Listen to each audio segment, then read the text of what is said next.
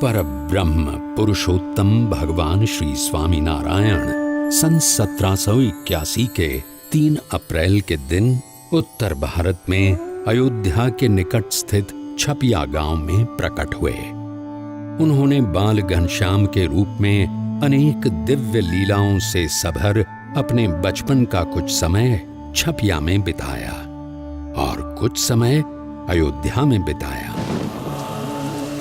और एक दिन अनंत जीवों के कल्याण हेतु यात्रा करने के लिए उन्होंने रूप धारण किया नीलकंठ वर्णी का। नीलकंठ वर्णी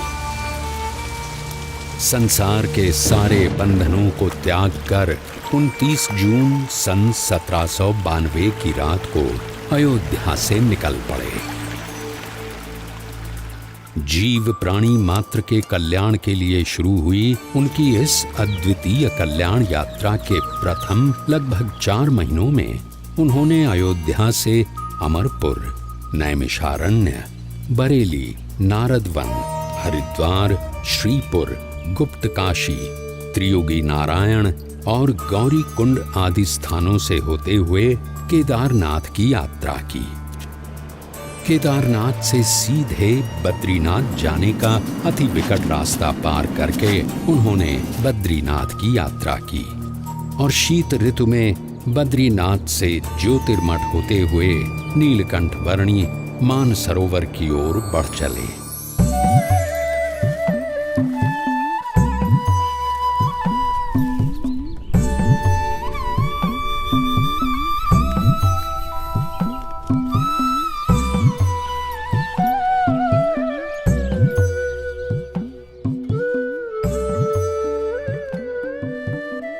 सत्यं वद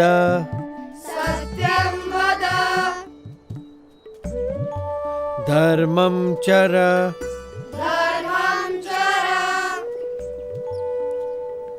सत्यान्न प्रमदितव्यम्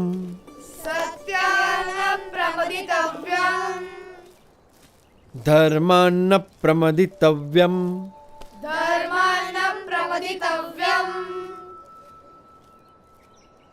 धर्म पालन, अहिंसा, सेवा, यह सब अच्छे मनुष्य जीवन के लक्षण हैं और इसीलिए इन सब सद्गुणों को अपनाते हुए परोपकारी जीवन जीना चाहिए।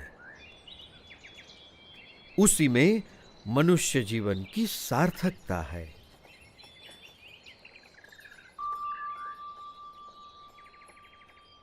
बड़े ध्यान से सब सुन रहे हो। क्या समझ में आ रहा है? कुछ प्रश्न हो तो जरूर पूछना, झिझकना मत। निस्वार्थ सेवा भावना और सदाचार में कोई बुराई नहीं है, पर केवल सत्वगुणी प्रवृत्तियों से ही जिया गया जीवन परम कल्याण के लिए पर्याप्त है। जन्म से लेकर मृत्यु तक यदि केवल इन सब में ही जीवन व्यतीत हो तो स्वयं का कल्याण कैसे होगा?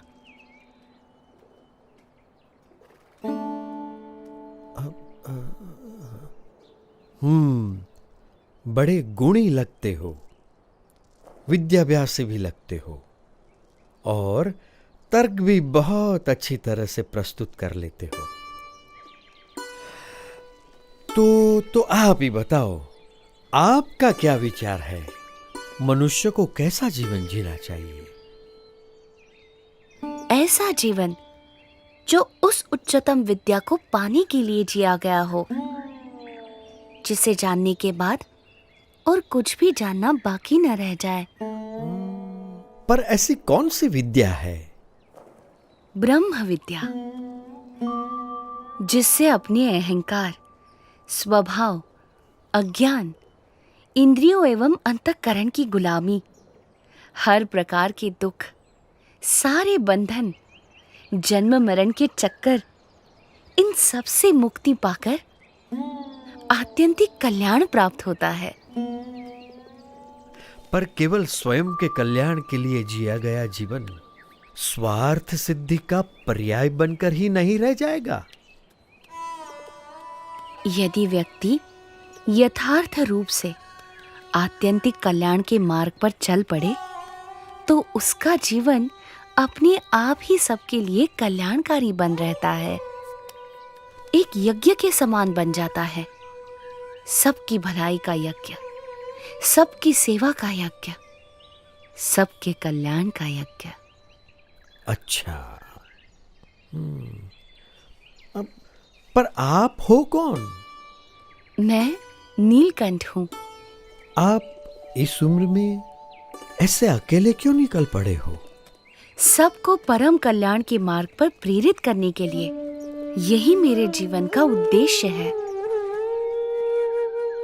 उम्र से तो आप शिष्य जैसे लगते हो, पर ज्ञान से गुरु हो।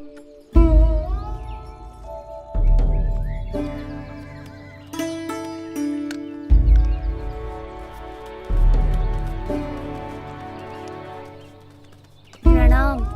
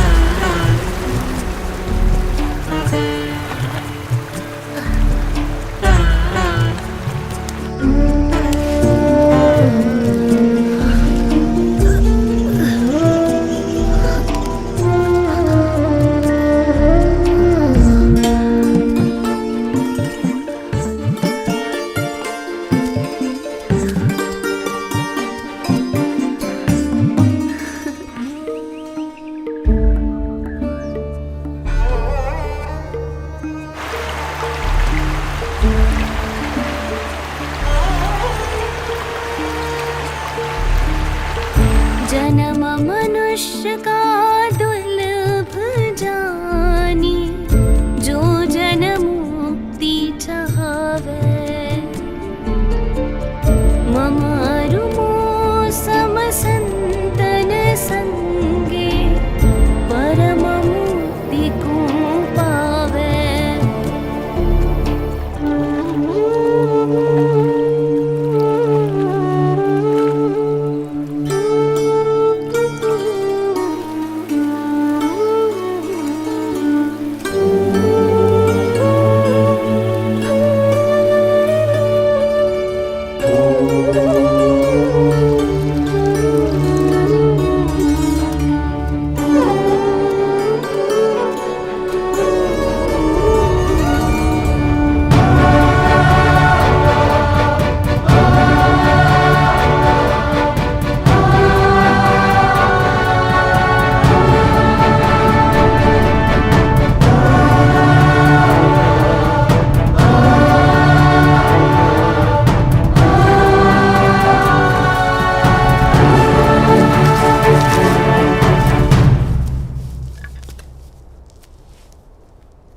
मानसरोवर जाते हुए रास्ते में नीलकंठ वर्णी पुण्यवंत तपोभूमि बद्रीवन में आए।